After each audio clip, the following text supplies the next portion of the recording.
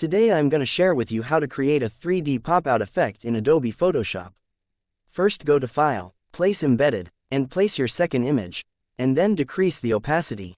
Right-click inside the free transform box and choose the Flip Horizontal. Now adjust the size and position. When you're happy with your photo size and position, hit Enter on the keyboard. And set the opacity back to 100%. Select your Object Selection tool from the toolbar. Open the mode at the top, and select the lasso.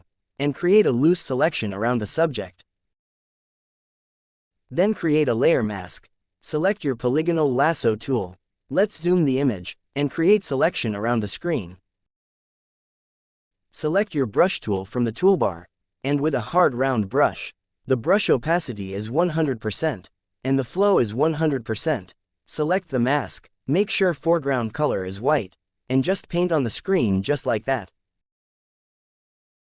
To remove selection, go to Select, and deselect. Now select the top layer, then copy all layers and merge it by pressing Ctrl, Shift, Alt, and E. Right-click and convert it to Smart Object. Double-click on this, and rename it Merge Layers. Go to Filter, and open your Camera Raw filter. Open the Basic tab. I'll make the temperature is -11. The tint is -8. The contrast is +14. The highlights is +17. The shadow is +13. The whites is +25. The blacks is -10. The texture is +12. The clarity is -7. The dehaze is +12. The vibrance is +8. And the saturation is -10. Then click OK. Decrease the opacity to 70%. Click on the adjustment layer, and create a color lookup. From the drop-down, select the crisp warm.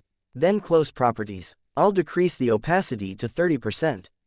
And that's it. Thanks for watching.